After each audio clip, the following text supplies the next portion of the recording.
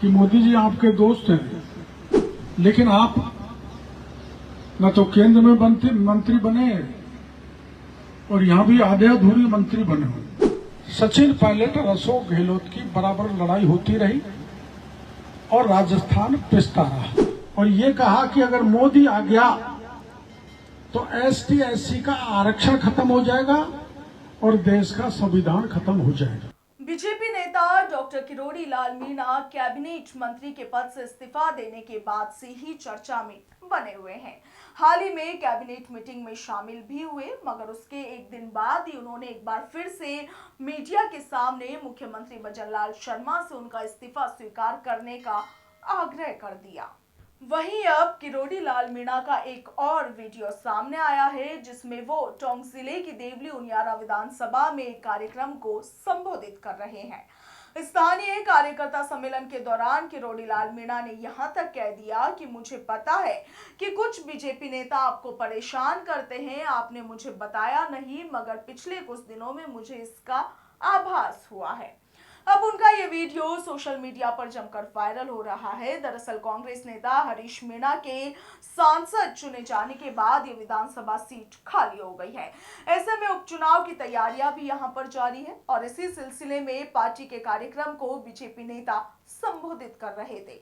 इस दौरान किरोड़ी लाल मीणा ने कहा कि मैं विधायक तो सवाई माधोपुर का हूं, मगर आपके क्षेत्र में कोई भी पुलिस वाला या गुंडा परेशान करे तो आप मुझे बताना, मैं इन सब का इलाज करने की जिम्मेदारी मेरी है। उन्होंने कहा कि मुझे इन सब का इलाज करना आता है, चाहे वो कितना ही बड़ा बाहुबली क्यों ना हो।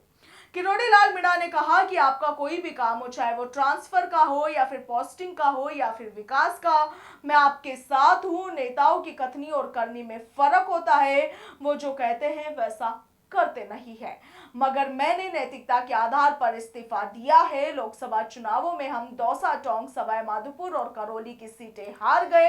इन सीटों की जिम्मेदारी मुझे दी गई थी, तो हार के बाद मैंने अपने मंत्री पद से इस्तीफा दे दिया। अब कई बार लोग मेरे से कहते हैं कि मोदी जी आपके दोस्त हैं?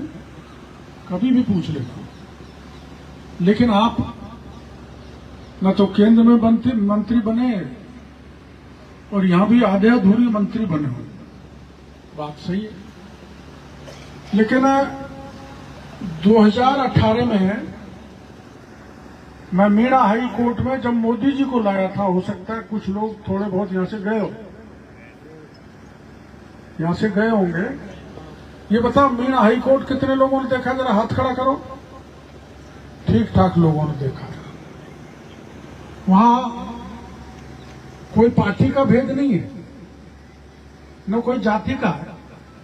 किसी जाति का, किसी धर्म का, किसी इलाके का व्यक्ति वहां पर कार्यक्रम करे, कोई मनाही नहीं है। अब के राहुल गांधी जी जब आए थे, वहां पैदल यात्रा की थी, तो गहलोत साहब ने कहा था हम राहुल गांधी को हाई कोर्ट में रुकाना चाहते हैं। तो हमने कहा खूब रुका, वो वहां पे रुके, मोदी जी भी आए, राहुल गांधी भी आए। एक बहुत बड़ा स्थान बन रहा है, अभी तो आधा ही बना है, पूरा बनाएंगे जब देखने लायक बनेगा। और ऐसा बनेगा किसी एक जाति ने ऐसा स्थान आज तक देश में बनाया नहीं हो। तो 2018 में वहां प्रधानमंत्री जी आए थे और मेरे को कह के गए थे कि भाई पूर्वी राजस्थान की 28 सीटें हैं, पूरी नहीं तो आधी जिताने की जिम्मेदारी आपकी। तो आधी तो दूर की बात, 28 में के केवल एक सीट जीते हम धौलपुर की, बाकी सारी की सारी सीट हार गए और राजस्थान में कांग्रेस की सरकार आ गई और गहलोत साहब मुख्यमंत्री बन गए। कोई बात नहीं, आपका मतदाता का मन होता है, जहां मन करता है वहां वोट देता है। लेकिन 5 साल तक आपने लड़ाई देखी, सचिन पायलट और अशोक गहलोत की बराबर लड़ाई होती रही और राजस्थान पिसता रहा। उस लड़ाई में राजस्थान का विकास रुक गया। तो जब सारी सीट हार गए तो मेरे से मोदी जी ने पूछा कि क्या चक्कर पड़ गया। मैंने कहा साहब माली भी दे गए कांग्रेस को, क्योंकि मुख्यमंत्री कांग्रेस गहलोत को बना रही थी। गुर्जर भी दे गए क्योंकि कांग्रेस मुख्यमंत्री पायलट साहब को भी बनाना चाहती थी, और उनके साथ मीणे भी हो गए तो सारी सीट हार गए।